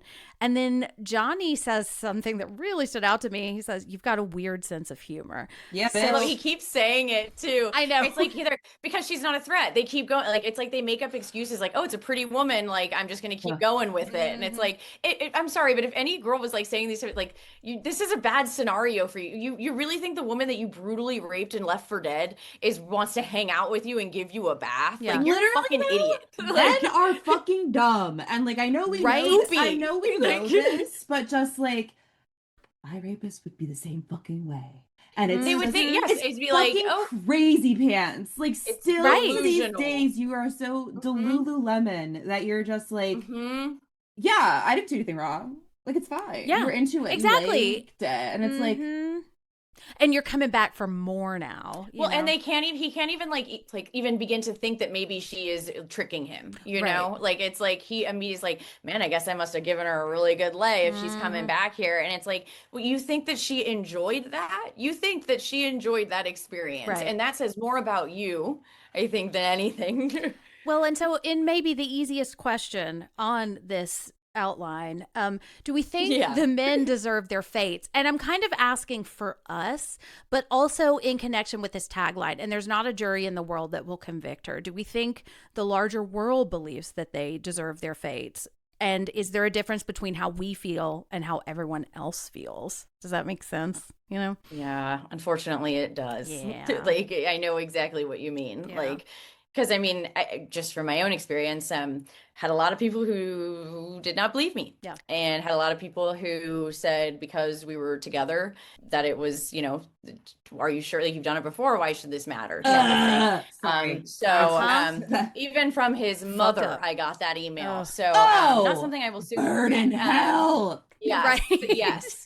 I lost a lot of sleep over that. And I told myself that I was in the wrong for many, many years. And again, like I've, you know, this podcast and having to confront those things has helped me work through that. But I know we say that murder is bad, but But is it, is it really bad in a situation like this? Because to me, like, this is, the definition of the punishment fitting the crime. Like, correct me if I'm wrong, but I feel like it's sort of implied that they've done this before. Like, when the guy who looks like Chris Sarandon says he's done it plenty of times before and now it's Matthew's turn, I sort of took that as this was, like, not their first rodeo. Maybe that's where the gun came from. It's the last. Or that, like he says, like, the last woman was there, yes, and he knows this place in and out. Like, it just felt like, and he was even like it seemed like they were going to do it again, because he's like, there will be plenty of other chances for you, type of thing. And so if that's the case, then my yes is like quadrupled here, because I'm thinking both of the women they killed before and the women they would have gone on to kill eventually had she not stopped them. And I like, what's even like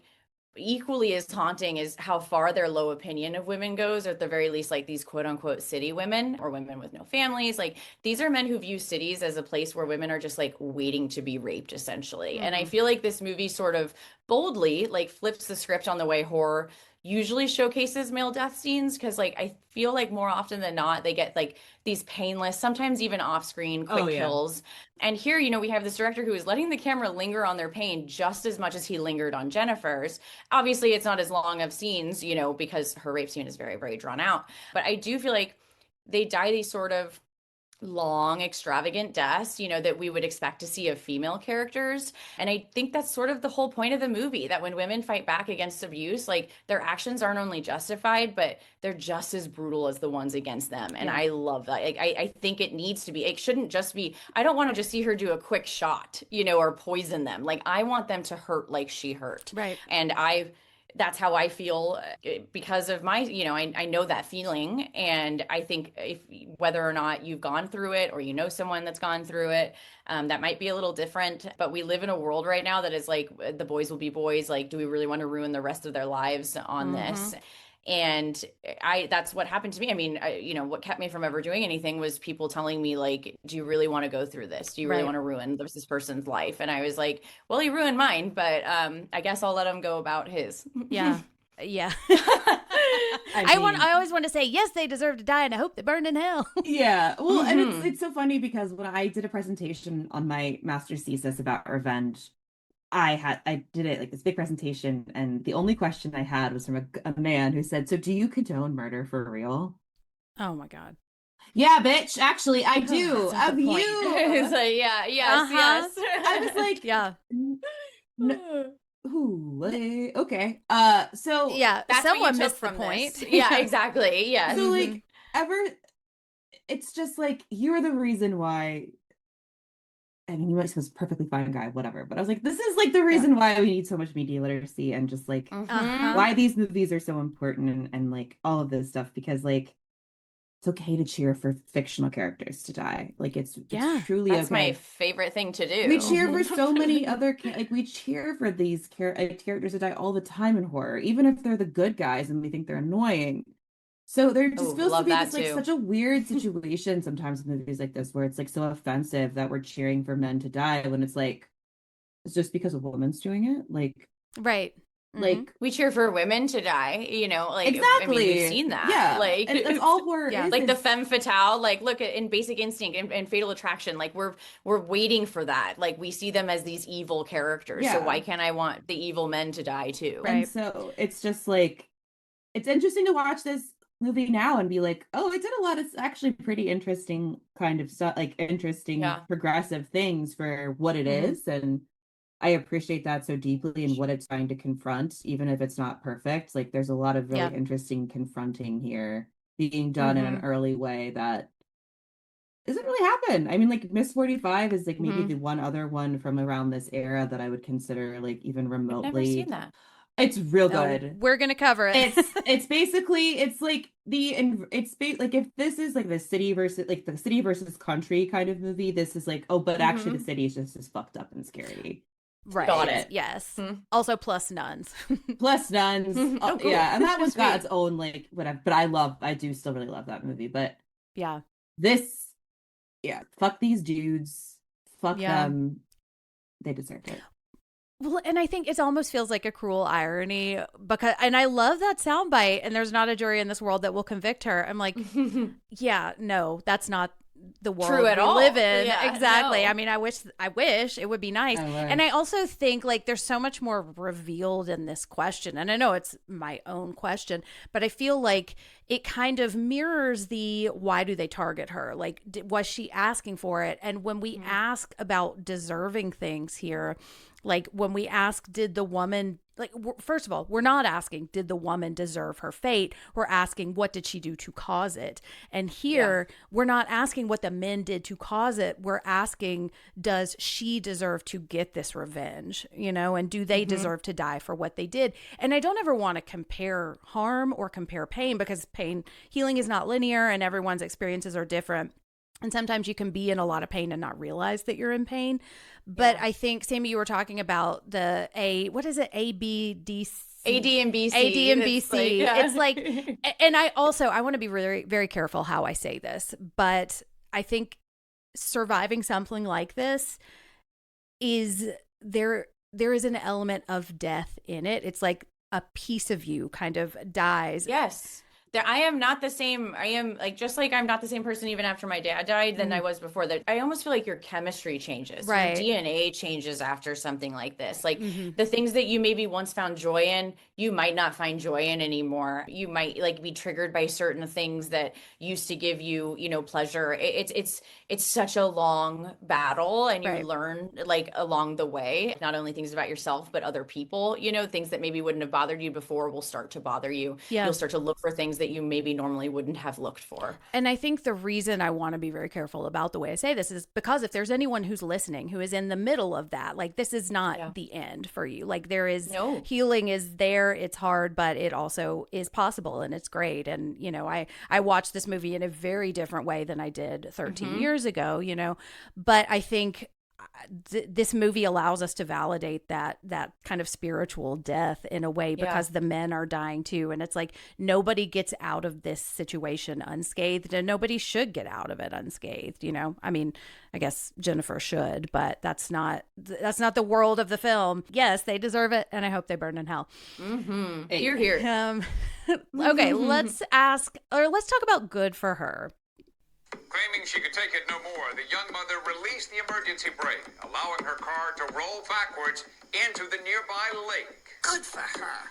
In which we look into the camera every single time and we say, yes, we know murder is bad. Sammy just talked about Not now, not today, not on this episode. Exactly, yes. Murder is theoretically bad, you know, but sometimes on film. But sometimes it's warranted. I did in fact call for Vigilantism at a screening of Bystanders, which perhaps was not my best move I've ever made, but I did in fact condone Vigilantism. Honestly, right now, fuck, I'm here for it. That's the thing that I loved so much about Bystanders, is because it is asking what everyone else should do about this, and what should our response to this be. And everybody, if you're listening, you should check out Bystanders. It makes a really interesting point that I hadn't seen in a lot of stories before. So I do think it kind of pushes the conversation forward in this way. And also, yes, we need vigilantes. So go fuck some rapists up. If the law's not going to do anything, somebody has to. That's the thing. And that's where my good for her always comes in, is like, well, no, murder, they don't deserve to die, but what are you going to fucking do about it? And if you're not going to fucking do anything about it, then I'm going to kill them, you know? Yep. So like, give me something else and maybe we won't have to be talking about murder. Okay, so I've titled this next section "A Vile Bag of Garbage," which I read as complimentary. I do not think that's how Roger Ebert intended it, because that's what he called this movie in his review. It was also criticized and censored for glorifying violence against women. So, Mary Beth, and I want to ask you kind of in connection with Bystanders too, because you have directed a movie that is in this same realm. Do you think this movie is glorifying violence against women or violence in general? And do you think rape revenge as a subgenre does that? No, on both counts, I will say. I don't think anything about like how exhausting that entire scene. Like there's something about how exhausting it is to watch, and you feel that exhaustion in her body. And just the and everyone just seems sweaty and exhausted. Like nothing about it seems glorified. And I think, Sammy, you mentioned this, the camera is always at her level, so it's really hard. Like something that I don't think I've always appreciated about this movie is they try not to make it male gazy as much as possible, as much as he can. And again, 1978 male gaze is like not really a concept we're like familiar with like on paper yet. But like there is a detached, there is like there's a lack of an attempt to really sexualize her and just treat her kind of as a gross object, but on purpose. Like there's it's hard to explain this, but I think you guys understand about like you can tell when something is being done, or you can feel it when it's being done for like a specific purpose, and when it's being done is to be like, look, we did it. It's so gross and fun. It's like, you know, the Terrifier movie. Torture porn is like that. Yes, Terrifier exactly. movie versus What's Happening in I Spit on Your Grave, where it's like, it looks, and I think people might think it's glorifying because it's a 45-minute long thing, but like I think Sammy said, it feels like an instructional video. It's like those fucking terrible car crash videos you had to watch in in high school. Yes, like that's exactly what I meant. Like it's just like exhausting, and I also think like I think it more glorifies violence against men, to be honest with you. I was gonna say because that. Like, yeah, this horrible thing happens. It's so fucked up. But then, like, she shows up and she says, I'm gonna fuck you all up real good. And it's kind of incredible and, you know, empowering in its own way. And I think that it more is glorifying the act of revenge. Because it's not one of these more contemporary... Don't go to the cops, kill them. Yeah, but like there's no... It's not this contemporary movie that's like trying to grapple... Which I think is important about like the nature of revenge, but this movie's like, no, this bitch said, oh no, don't fuck with me. I am not involving the cops. I will be taking this into my own hands. And I think it almost is like, oh, you ladies, if this little beautiful wayfish blonde woman can do it, so can you. So like she immediately confronts them too. Like she doesn't hide. Like that scene where they like Joe to check if she's like there, you know, when they come back and she's just sitting out there. Like it is like, come at me. And that is like, I mean, I think of me and I'd be like, I'd be fucking so far away from this town after something like that. Like that it's not even funny, you know what I mean? But she is like, she faces it head on in a way that I haven't really seen a character do quite like that. Yeah. So I agree. I totally agree. Yeah, I think I love how you said it glorifies revenge, because I was thinking it does kind of glorify violence against men. I mean, that scene in the bathtub, I love it so much. But that's why so many men hate the subgenre, because they're like getting confronted with like, oh, the consequences of my actions. And they're always confronted with like when they catcalled a woman or said something inappropriate at the bar or like grabbed someone's ass. And then you're like, it's kind of like the maiden doth protest too much type shit of like, oh, the call is coming from inside the house. Yes. Right. Well, speaking of those calls, like those animal calls and those whooping, like it's almost like a way of like making it feel playful for them. Like it's like a game. Oh, it's a game. And if I can rewire my brain chemistry to make me think this is something that we just do, you know, it's just men being men and we're playing with her and we're, you know, it goes back to these like animalistic instincts that feels like a way for them to excuse it in those moments when they're being faced with the, you know, horrific thing that they did. Like, oh, but it was all in good fun. Right. You know? And I think what I love about this movie is that it is, while I agree with you, it does have a plot and it's not just rape and then revenge. It is very simple. Like we don't learn a lot about these characters because we don't need to, because it is just, it almost feels kind of like the primary example of this story. Totally. And so we can project a lot of other things onto it and we can kind of interrogate certain elements of it. And I love the shot where he's bloody and he's like already bled to death and he's kind of dumped in the stairs. It's in like blue, like his body's like blue. Exactly. He would have, it's an organ. Like you would have, she locks the door and it's he's still alive. Like she lets him bleed out. Like it's not, she goes and listens to her records. She's cool and I love it. I know, I do too. I did want to read her quote on the movie. So just because, you know, she's the one that put herself through it, and I can only imagine what that must have been like. But she said the first film was inspired by true events, as we talked about, after Meir Zarchi rescued a woman who'd been raped. So I don't think exploitive. It's empowering to women. That's what I love about Meir's work. It doesn't glamorize anything, and even in the grittiness of the cinematography, it shows the tone of what's happened. Statistics show that in the United States, 1 in 5 women have been raped. So the truth is that it's a very real and worldwide issue. Most of us know someone who's been affected, and when a movie takes on a subject like this, I think it's very brave. She added that the censorship of the film is a hypocrisy, in her opinion. we can go on the internet right now and see porn, which children can easily access, but we can't show a portrayal of someone being raped, which is a real issue. I believe art can wake people up, especially something that makes a statement. So I think if the woman who made, who put herself through this scene and made this film, who has stood by it since its release, almost to a fault, like I do think it like maybe affected her career in some way, from what I can tell. I think that's our answer. Yeah. Like and I could not agree more. She also got a reputation for being difficult to work with. As it happens. I'm pretty sure. But I like grain of salt if I'm misremembering, but I'm pretty sure she got a reputation, and people were like, of course, women can't have opinions, so we treat them like shit. Totally. Yeah. Yeah. Women can't have boundaries when they're filming incredibly difficult scenes. We're bitches when we're, taking control over a situation. Yeah. But when men do it, it's totally cool. Totally. They're bosses. I think that's what I like. I want men to watch this movie and think maybe they do deserve to die, because if they deserve to die for doing this, is there a grain of deserving to die in catcalling someone or in harassing them or following them in the grocery store or something? Like, maybe you should be thinking about that, because we can be dangerous too. And I think they look at us and they think we're passive and we're submissive and we are a game, or we're like something to be hunted. And no, I love that this movie shows that we can be just as deadly. And so that leads me to my next question. Is this good for her horror? I say absolutely yes. This is kind of like, I don't know, one of the primary examples of good for her horror, because my definition of that a lot of times comes down to, how do you get justice when justice is unavailable? And I think in cases of sexual assault, justice is so often unavailable for us. And so how do we get it? Like, I didn't even try to get anything. I called the cops one time and it was humiliating, and I had to tell the guy what color underwear I was wearing in case there was a picture. Well, I think of like the Gabby Petito like documentary on Netflix.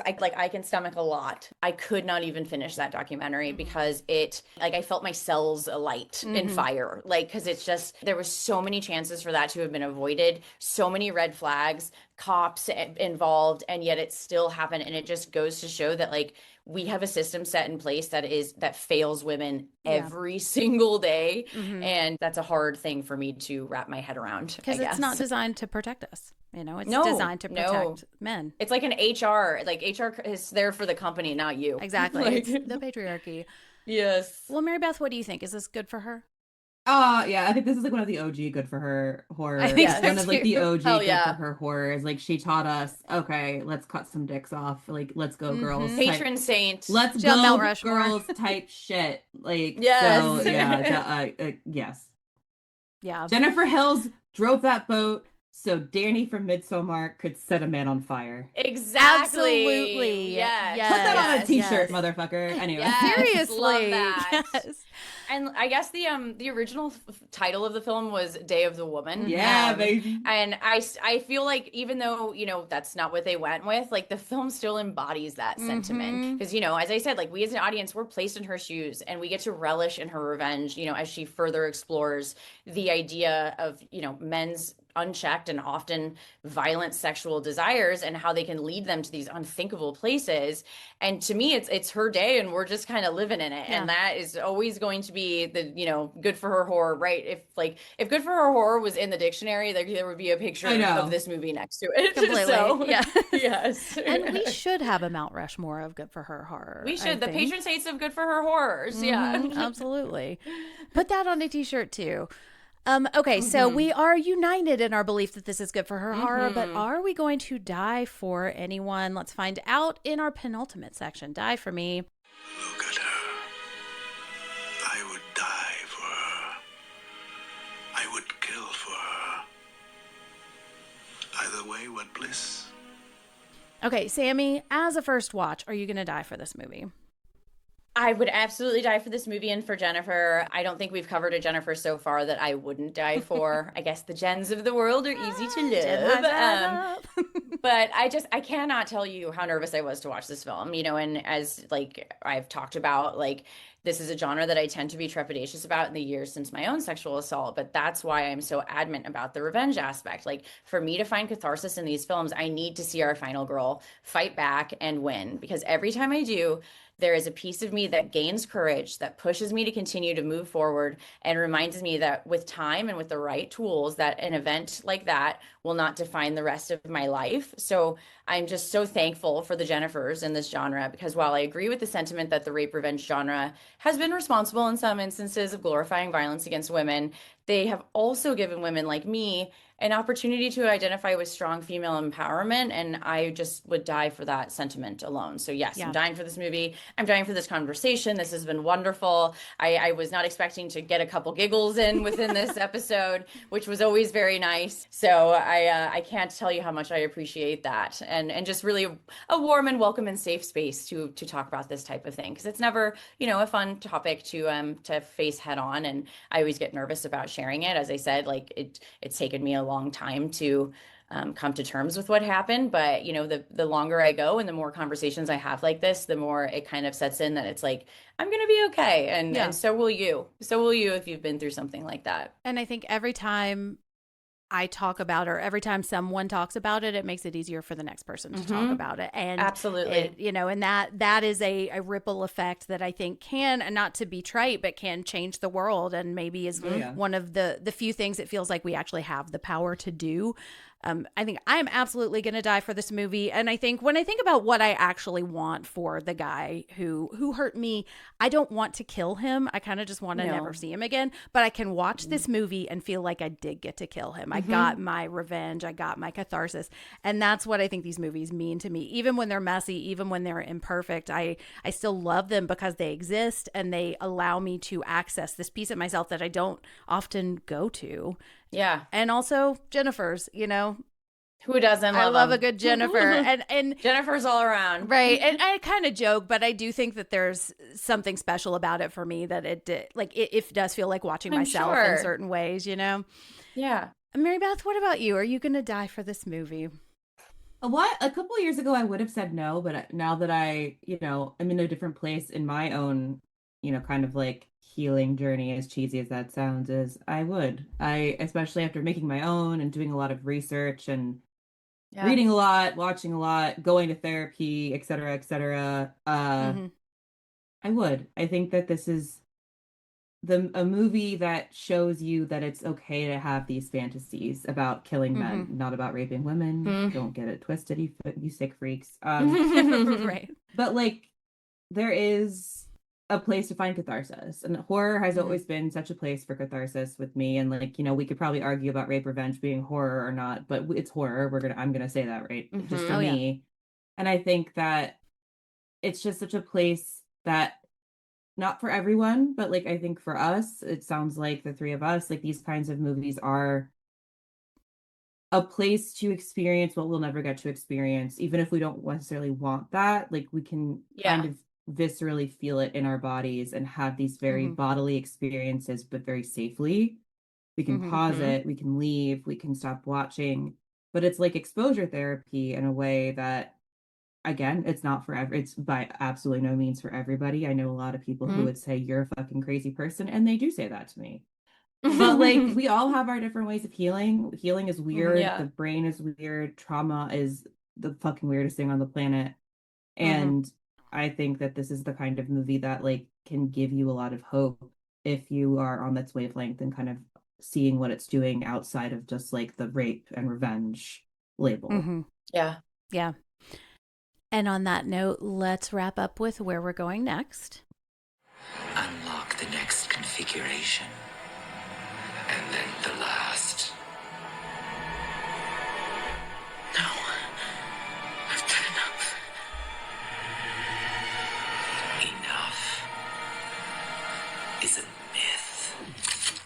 Mary Beth, thank you so much for joining us. Thank you for choosing this movie. Yeah, sorry to pick, like, well, not even sorry, but like, I'm glad that I got you to, like, you could watch it and it was okay. And thank you both for being so like open and cool about talking about experiences. Cause like, I sometimes worry because I come in hot of like, I'm very open. And I'm I do like, too. Same. We both so do. I just We was both like, do. oh God, sorry. I sometimes forget to ask because I'm like super candid. So this has just been like super nice to just be able to talk so openly about it. so And I just like glad. appreciate y'all just openly sharing. It's nice. And also I know how hard it can be. So Well, Like and Jen said, the more we normalize it, yeah, the more it's going to be yeah. normalized in our society, and we don't have to hide under the rug and under the covers anymore. exactly. And thank you for choosing this so that we did get to have this conversation, because I feel like I'm viewing the movie a little bit differently now that we've talked about it too. Oh, yeah. And this is the kind of movie that I think grows every time I watch it. Oh, yeah. Even though how I feel about it changes a lot. Where can listeners find you online? Where can they watch Bystanders? And what else do you have coming up? So you can find me online. I am at mb.mcandrews on Instagram, at mbmcandrews on Blue Sky, and on TikTok if you care about that. Bystanders is everywhere, but most importantly, probably for most people, it's on Tubi, which is great. That's where I watched this, and it was awesome because I got commercials in between, which were a nice little break. Yeah. Yeah, Bystanders is my first feature. It's on Tubi and wherever you rent your movies. And I'm just working on like a million things at once. I am currently editing a draft of my first book, which is about the film Paranormal Activity. Wow. It is a monograph about that. Cool. And like a found footage history and all that shit. Amazing. Yay! And I'm working on We love found footage. Oh, sick. I can't wait for that to come out. and then I'm working on like a secret project too, another book. Ooh. And yeah, that's all. Yeah, and Scarred for Life is at Scarred Podcast on Blue Sky. And we put out episodes every Monday talking to people about the film that terrified them as a kid. Ooh. Man, that's how fun. Yeah, I know. it's a blast. It is. It's super fun.